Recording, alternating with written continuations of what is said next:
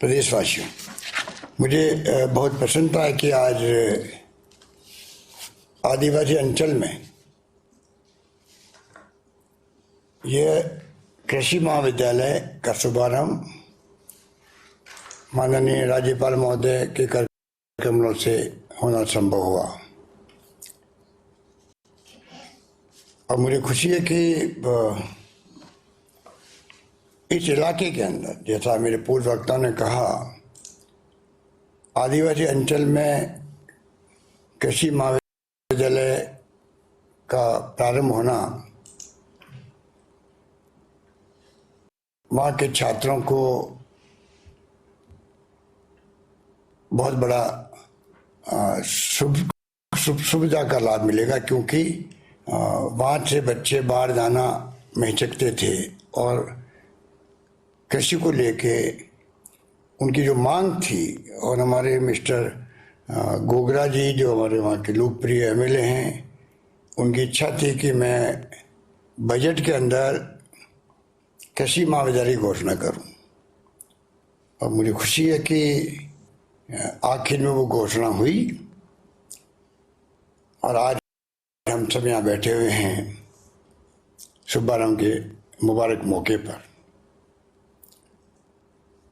मुझे इस बात की खुशी है कि हमेशा हमारी सरकार ने कृषि को लेके, कृषि शिक्षा को लेके और किसानों को लेकर के बड़े बड़े फैसले किए हैं, और इसीलिए करीब 13 कॉलेज हमने 2 साल के अंदर कृषि महाविद्यालय की स्थापना की मैंने घोषणा करी है।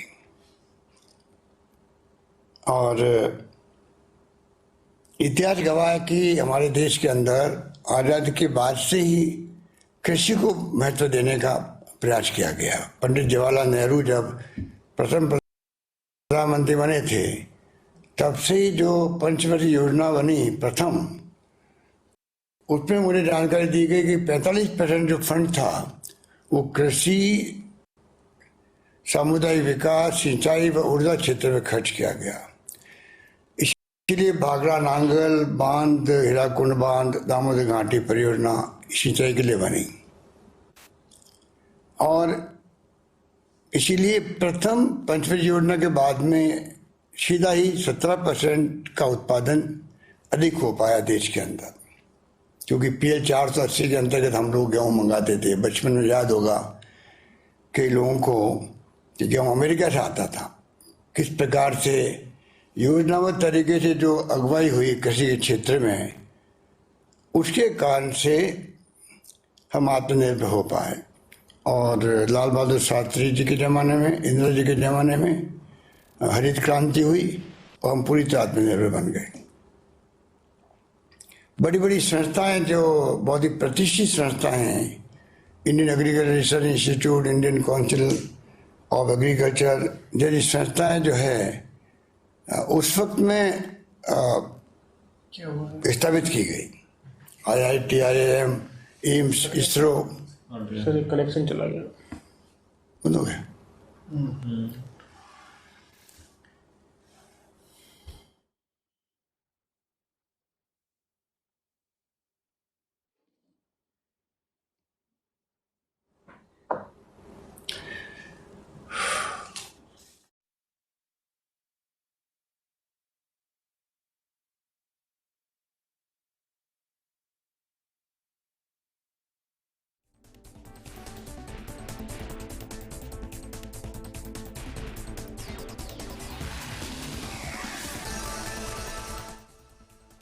तो ये तस्वीरें हम आपको दिखा रहे हैं। राज्यपाल कलराज मिश्र और 3 सप्ताह बाद वर्चुअल कार्यक्रम में नजर आए सीएम गहलोत। कृषि महाविद्यालय डूंगरपुर का शुभारंभ समारोह, उस दौरान की ये तस्वीरें हैं। समारोह में वर्चुअल जुड़े सीएम गहलोत और उनका संबोधन भी अभी आप सुन रहे थे।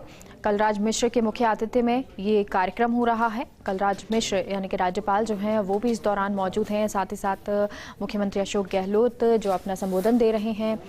तो ये वीसी के माध्यम से मुख्यमंत्री अशोक गहलोत जुड़े हैं, क्योंकि अभी कुछ दिनों पहले उनकी तबीयत खराब हुई, तो वो नासाज तबीयत के चलते कोई कार्यक्रम नहीं अटेंड कर पा रहे थे, उसमें भाग नहीं ले पा रहे थे, चाहे वो वर्चुअल हो।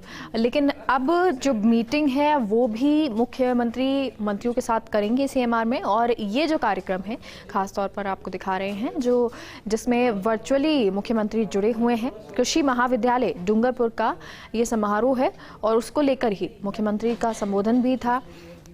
राज्यपाल कलराज मिश्र के मुख्य आतिथ्य में ये कार्यक्रम हो रहा है। तो कृषि महाविद्यालय डूंगरपुर का शुभारंभ और उसी को लेकर मुख्यमंत्री ने कहा भी कि कृषि को लेकर लगातार नए नवाचार होते रहे हैं। स्वतंत्रता के बाद की बात करें तो लगातार चाहे सरकारें हों, हमेशा कोशिश की है, कांग्रेस सरकार ने ये हमेशा कोशिश की कि कृषि के क्षेत्र में नए आयाम स्थापित किए जाएं, कृषि के क्षेत्र में नई चीज़ें, नई क्रांति लाई जाए, कृषि और कृषकों को।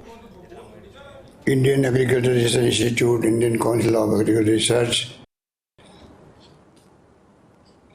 इन संस्थाओं ने अपनी एक अलग से पहचान बनाई। मैं बता रहा था कि IIT, IIM, एम्स जैसी बड़ी संस्थाएं भी बनाई गई।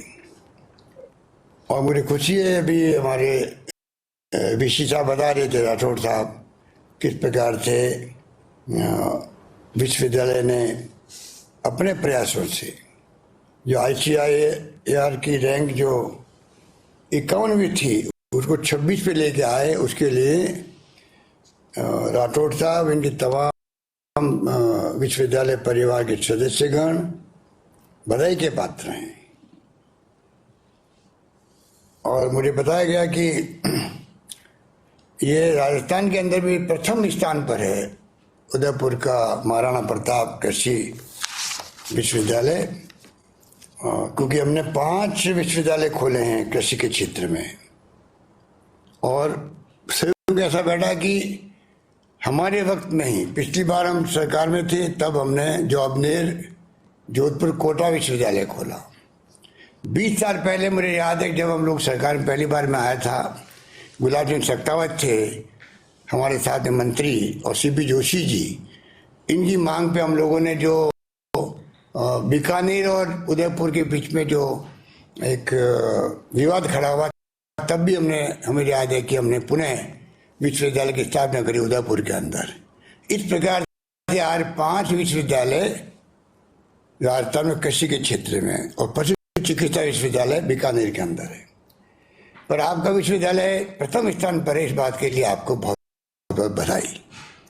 दूसरा, जो आपने अभी जो रिपोर्ट पेश की वो भी आपने बहुत ही शानदार तरीके से सभी उपलब्धियों का आपने सबके सामने रखा, उसके लिए भी मैं आपको बधाई देना चाहता हूँ। और सबसे बड़ी बधाई हमारे गवर्नर साहब को है, जब से वो राज्यपाल बन के आए राजस्थान में। मैं समझता हूँ कि व्यक्तिगत रुचि लेकर के वे विश्वविद्यालय स्तर पर ये प्रयास कर रहे हैं किस प्रकार से विश्वविद्यालयों का वहाँ पर स्तर में सुधार हो, किस प्रकार से विश्वविद्यालय का मैनेजमेंट अच्छा हो, और वो खुद रुचि लेते हैं।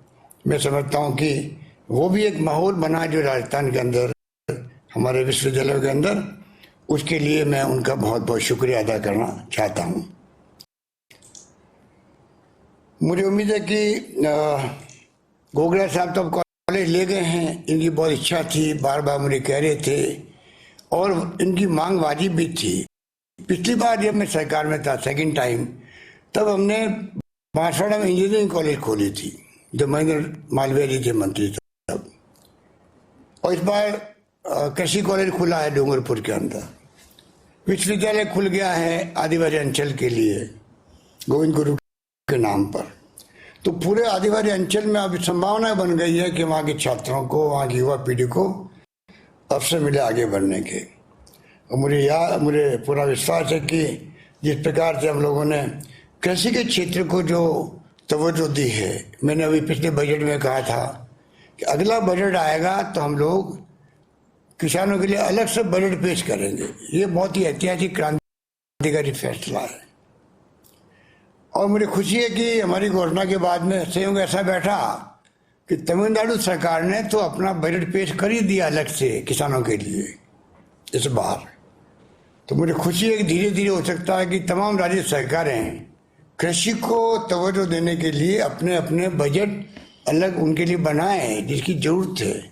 हम कहते हैं अन्नदाता है, 80% आबादी गाँव बसती है, उसी ढंग की सोच हमारी होनी चाहिए। हमने इसके लिए अलग से बिजली कंपनी बनाने का निर्णय किया किसानों के लिए, जिससे कि उनको बिजली की निरंतर सप्लाई होती रहे, उनकी समस्याएं जो बिजली संबंधित है वो दूर हो सके। और तो और हमने प्रति किसान प्रति 1000 रुपये का अलग से मुख्यमंत्री किसान ऊर्जा मित्र योजना के अंतर्गत प्रति माह देने का भी हमने फैसला किया। कई लोगों ने बहुत वेलकम किया। दर हमें 90 पैसे प्रति यूनिट की दर बढ़ाने 10 साल से, ये भी अपना बड़ा फैसला है। इसलिए मैं कहना चाहूँगा कि जो हमने आगे बढ़ कर के जो फूड प्रोसेसिंग का काम हाथ में लिया है, ये हमें समझना पड़ेगा कि किस प्रकार से एग्रो फूड प्रोसेसिंग में किसान आगे आए। उसके लिए मैं गोगरा साहब को भी कहना चाहूँगा कि अपने क्षेत्र में आप लोग इस बात का प्रचार प्रसार करें। बहुत ही शानदार तरीके से हमने फूड प्रोसेसिंग और एग्रो एक्सपोर्ट प्रमोशन इकाई का एग्रो प्रोसेसिंग पॉलिसी बनाई है। कृषि निर्यात प्रोत्साहन नीति कहते हैं उसे 2019 की। कृषि प्रोसेसिंग व्यवसाय व कृषि निर्यात प्रोत्साहन नीति, ये अपना आप में बहुत शानदार एक पॉलिसी बनाई गई, जिसके अंतर्गत किसानों को अपनी खुद की इकाई अपने खेत पे लगाने का मौका मिलेगा फूड प्रोसेसिंग के लिए। और मुझे कहते हैं दुख है कि अभी जो है किसान इसके लिए ना तो उनको पूरी जानकारी है, ना उनको गाइडेंस मिल रही है। उसके अभाव में जो व्यापारी लोग हैं वो इस काम को करने लग गए। अभी से करीब 383 एप्लीकेशन आई है, उसमें 132 करोड़ रुपए का अनुदान दिया, उसमें 2 करोड़ रुपए तक अनुदान है किसान को। अब ये बात उसको कौन समझावे? अगर फूड प्रोसेसिंग इकाई लगाएगा तो 1 करोड़ रुपए तक का है, एक्सपोर्ट करेगा कैपिटल सब्सिडी है 1 करोड़ रुपए की है, 2 करोड़ रुपए तक अनुदान दे रहे हैं हम लोग। पर इसमें मैं जहाँ तक मेरे पास फीडबैक है, किसानों को आगे आना पड़ेगा, पूरे प्रदेश के किसानों को, जिससे कि वो खुद का व्यापार कर सके, अपना व्यवसाय कर सके, और जो अपने ऊपर है खेतों पर उसका वैल्यू एडिशन कर सके, मूल्य संवर्धन कर सके, जिससे कि उसको ज़्यादा इनकम हो सके, एक्सपोर्ट कर सके और सब्सिडी दी सरकार। ये तमाम बातें जो मैं समझता हूँ कि हमें अभियान चला के करना पड़ेगा, किसानों तक पहुँचना पड़ेगा।